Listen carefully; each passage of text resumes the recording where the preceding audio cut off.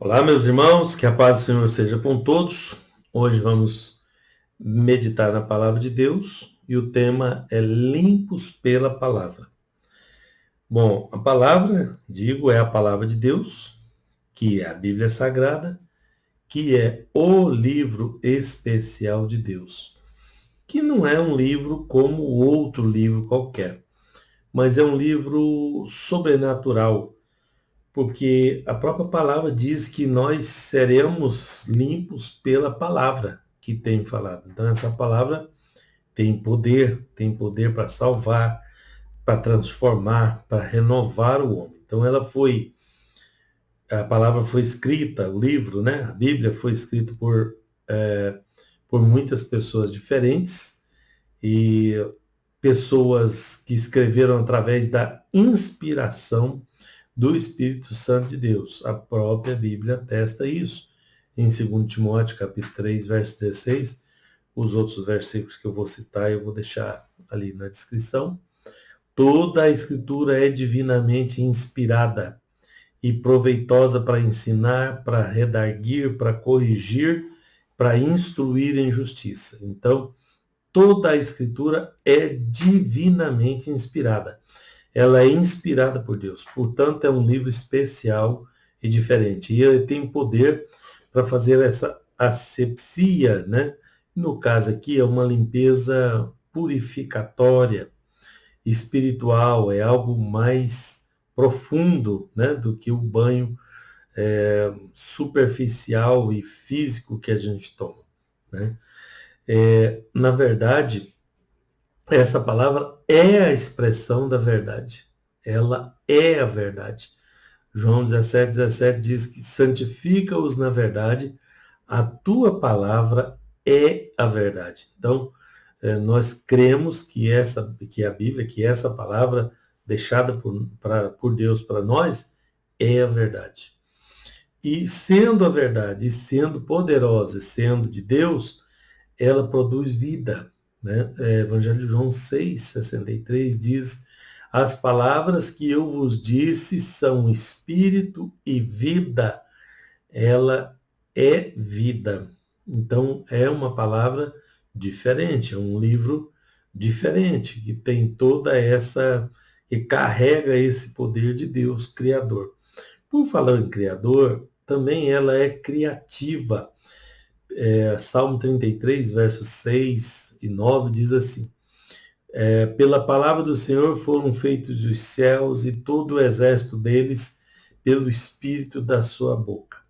Porque falou e tudo se fez, mandou e logo tudo apareceu. Uma curiosidade que na língua original, no hebraico, a palavra para criar é bará. Bará só é usado com relação a Deus, em relação a Deus, porque o judeu acredita que só Deus cria. Ninguém mais tem poder de criar. A pessoa transforma, ele faz uma coisa, faz outra, mas de coisas já existentes, para criar do nada, para fazer só Deus. Então, pela palavra de Deus foi criado, né? Ele disse e apareceu e fez. Então, esse é o verbo parar. Esse é o criar de Deus. Então, a palavra é vida, a palavra é criativa, tá?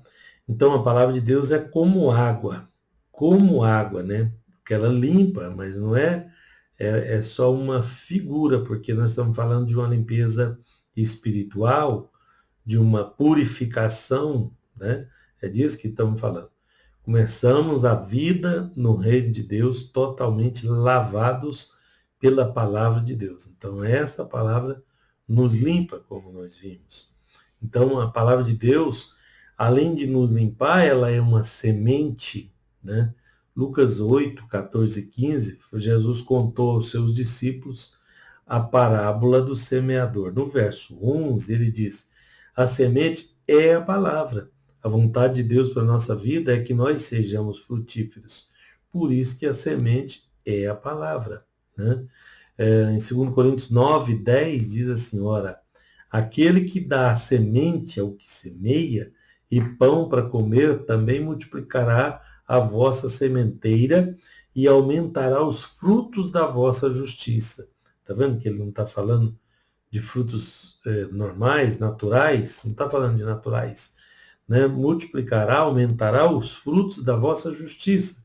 Está falando de purificação cerimonial, está falando de limpeza, multiplicação, está falando do reino de Deus. Tá? Então é isso que é a palavra. A palavra de Deus é como uma espada, né? Então ela é comparada no exército naquele tempo. Era mais fácil comparar porque a espada era a arma principal de um soldado, né? Hoje poucos usam a espada, né? Mas só a título de cerimônia mesmo, mas na guerra ou na luta não se usa mais espada. Mas naquele tempo fazia sentido, né? Ela era uma arma de ataque, né? A espada. Então, tomai a espada do Espírito, que é a palavra de Deus. Em Efésios 6,17 diz isso. Tomai a espada do Espírito, que é a palavra de Deus. Então, a espada para que seja uma arma na mão daquele que crê.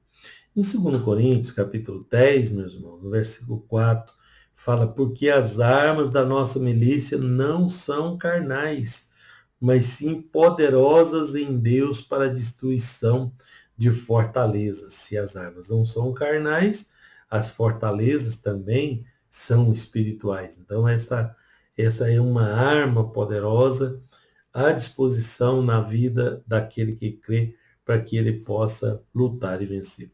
Jesus usou essa espada contra Satanás em sua tentação no deserto. Está registrado no Evangelho de Lucas, capítulo 4. A primeira tentativa do inimigo, ele tentou 3 vezes, né? Ele diz, se tu és o Filho de Deus, dize a essa pedra que se transforma em pães. E Jesus respondeu com a espada do Espírito, que é a palavra. Está escrito que nem só de pão viverá o homem, mas de toda a palavra de Deus. Então, aí está o primeiro ataque para se defender de Jesus com a palavra. Segundo, ele volta a atacar o inimigo, né? Volta a atacar. Portanto, se tu me adorares, tudo será teu. Jesus responde de novo com a espada e diz-lhe, vai para trás de mim, Satanás, porque está escrito, adorarás o Senhor teu Deus e só a ele servirás. Então ele usou a espada de novo. E no terceiro ataque, Satanás fala para ele, agora é especial porque o inimigo usou essa palavra para atacar, a própria palavra escrita, para atacar Jesus, que se defendeu com a palavra também. Veja, Lucas 4:10, tá? Porque está escrito, mandará aos seus anjos acerca de ti que te guardem. Ele usou um versículo bíblico para atacar Jesus, para fazer Jesus pecar. E que te sustenham nas suas mãos para que nunca tropeces com o teu pé em alguma pedra. E Jesus respondendo, disse-lhe, dito está, não tentarás ao Senhor teu Deus. De novo, né, mesmo com o ataque da própria Bíblia, né, da própria palavra, Jesus respondeu, fazendo ali uma interpretação correta daquela palavra. Bom, então já sabemos que essa palavra é poderosa, que ela nos limpa, que ela é uma arma na nossa mão, que ela é uma semente, né, para multiplicar para a vida eterna. E também ela nos ajuda a orar, né? João capítulo 15, Evangelho de João, capítulo 15, versículo 7, diz assim, se vós estiverdes em mim e as minhas palavras estiverem em vós, pedireis tudo o que quiserdes e vos será feito. Então, se vós estiver em mim e as minhas palavras estiverem em vós, ou seja, se conhecer, né, se tiver contato com essa palavra, ela é poderosa. Então, pedireis o que quiser, significa pedir com autoridade, porque conhecemos, sabemos o que ele é capaz de fazer e o que ele pode nos dar, né? Então, isso é uma demonstração do poder dessa palavra. A palavra de Deus ela é poderosa em nós. Em todo aquele que escuta essas minhas palavras e as pratica, assemelhá-lo-ei ao homem prudente que edificou a sua casa sobre a rocha. Então, a casa poderosa, a casa fixa, está aí no Evangelho de Mateus, né? E desceu a chuva, e correram os rios, e assopraram os ventos, né? E bateram contra aquela casa e ela não caiu, porque estava edificada sobre a rocha. Então, a casa que estiver edificada sobre a rocha, né? Ele falou, aquele que ouve as minhas palavras. Então, essas palavras é que são a rocha, que são a base desse edifício, que é a estrutura desse edifício espiritual. Aí pode vir o que for, a luta que for, o problema que for, mas ela não vai cair.